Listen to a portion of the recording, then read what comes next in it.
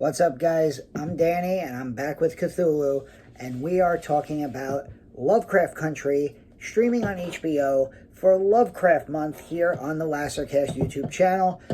Last month we did Horror Noir for February, and this month we're doing Lovecraft Month, and what better show to bring those two themes together than Lovecraft Country. Lovecraft was all about the fear of the unknown, and Lovecraft Country delves a lot into that, but also delves deep into the fear of the known. And the known in this show is racism. This show is set in the 1950s in parts of pretty much all over the United States, mostly in Chicago and parts of Massachusetts.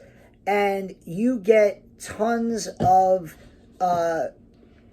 just really uncomfortable moments of racism, especially in the pilot episode, which is called Sundown, which relates back to the idea of sundown towns, usually in the South, but pretty much in any segregated city in the pre-1960s America.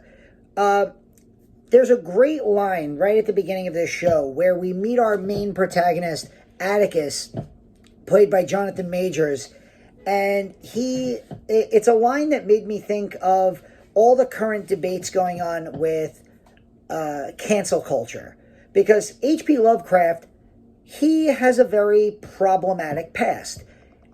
He's been dead for almost 70 years, probably longer than that. Most of his works that we know about were written in the 20s and 30s, but H.P. Lovecraft was a known racist and anti-Semite who happened to be one of the most visionary minds of genre work, horror, science fiction, cosmic horror, whose ideas continue to influence the genres today. Stephen King quotes Lovecraft as one of his main inspirations, as well as most people in the horror genre. This is based on a book by Matt Ruff, who and the show was created by Misha Green, and they wrote these first two episodes that I'm going to be talking about. Pete and I are going to be going back and forth with these little couple episodes at a time, reviews throughout the month of March.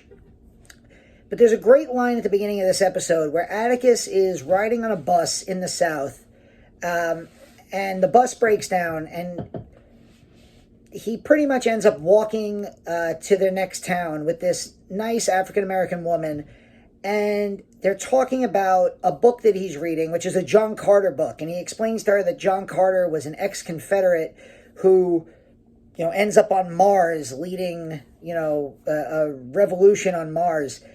And she asks him how he, a black man, can support an ex-Confederate, because, ex-Confederate means you were at one point a Confederate. And he says, stories are like people. It doesn't make them perfect, but we try to cherish them and overlook their flaws. And I thought that's a great line to relate back to, what we are seeing today, not to go off on a tangent about cancel culture, but everything from Dr. Seuss to Gone with the Wind. I think if you understand the context, you can have intelligent debates and conversations about this. I really like what TCM is doing. They have a new series out, Turner Classic Movies, where they're going to be showing these films from the past that are problematic, and they're going to be discussing them with open dialogue. And I think that's a great idea. But I thought that was a great line, because part of what was intriguing about the book, which I read, and what this show is also really focuses on, is African Americans finding enjoyment in the work of Lovecraft and in the work of genre fiction that has not always been friendly to African Americans. And that took me back also to the documentary Horror Noir, which is up on Shudder, that we covered on this channel, where the documentary, I think one of the opening lines is, African Americans have always loved horror, but horror has not always loved us. And that really brought that idea right away in like the opening 3-4 minutes of the pilot episode. The main character here is Atticus, played by Jonathan Majors, and he returns home to Chicago in the 1950s. He's a Korean War veteran, and his father is missing.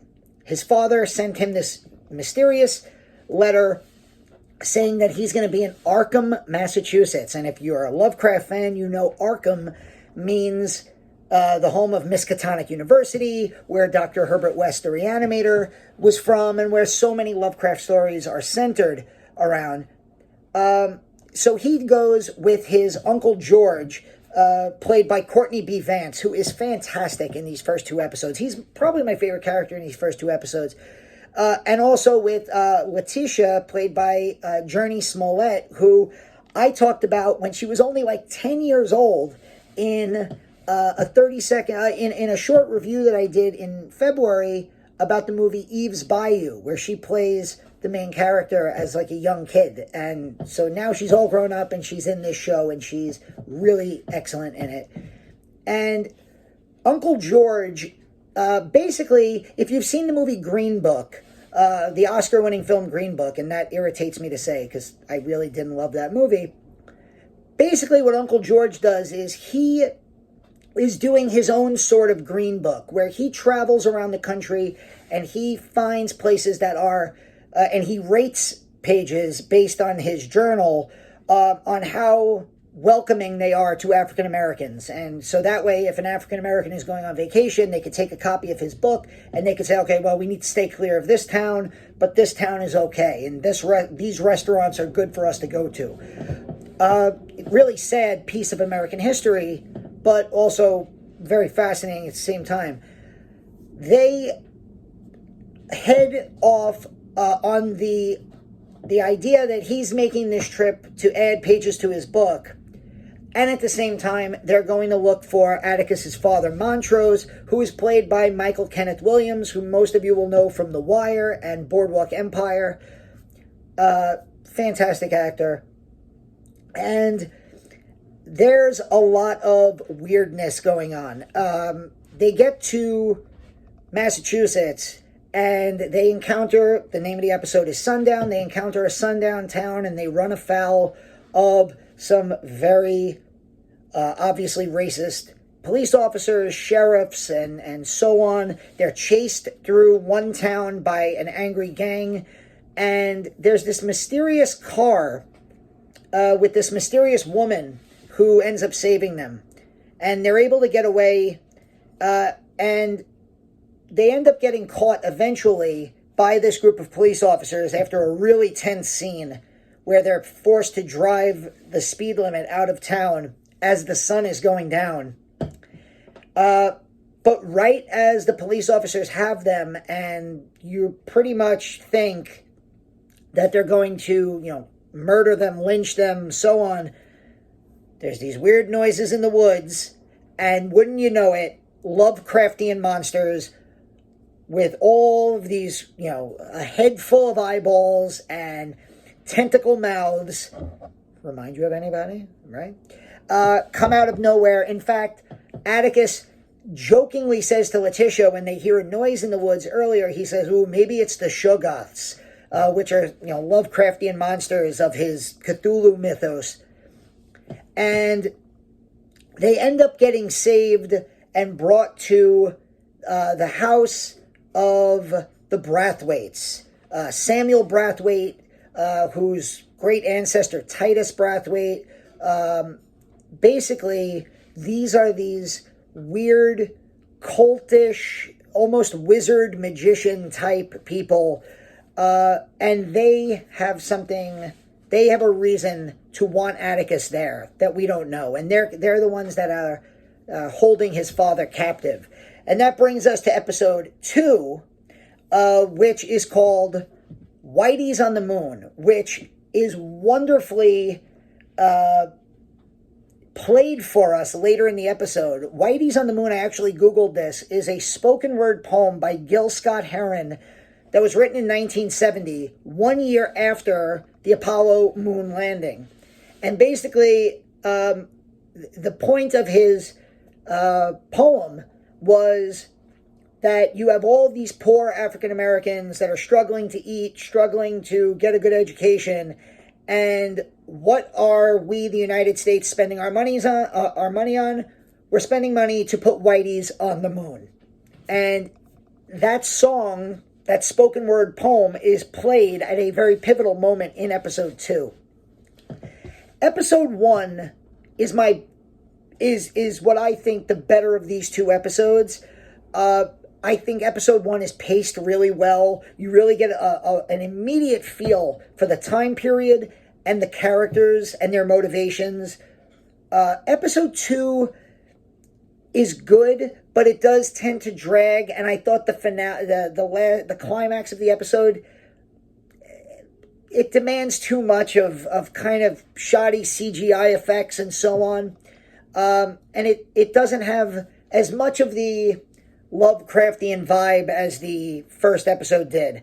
But it's still a very good episode, and it does set up so much more of the show. And I've watched the whole series already, so I'm rewatching it now and going through it again.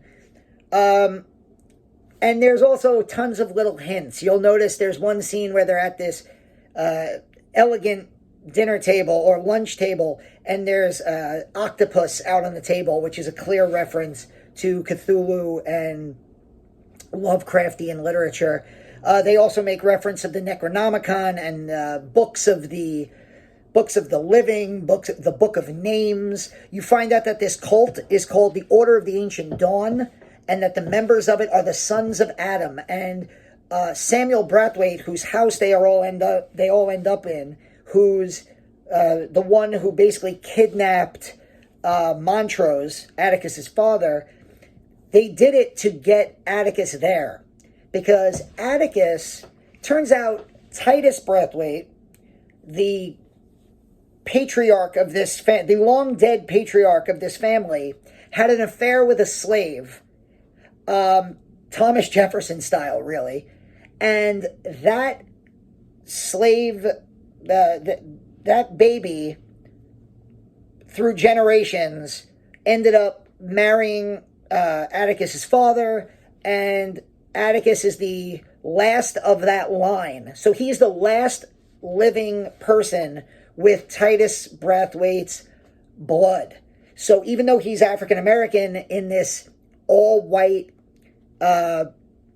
cultish mansion, he is the most important part. He's needed, he is needed for a ritual that the Brathwaite family hopes will basically open up the Garden of Eden. That's what their goal is here. So the Brathwaite family, also Samuel Brathwaite, is played by Tony Goldwyn. Most of you will know him for playing the bad guy in Ghost. He's also one of the first people that gets killed by Jason in Friday the 13th, Part 6, which is my favorite Jason movie. And his daughter, Christina Brathwaite, is played by Abby Lee. Now, in the book, Christina Brathwaite was Caleb Brathwaite. But just hold on, they do a really cool thing later on in the show with the whole gender swap thing. They do a really cool thing.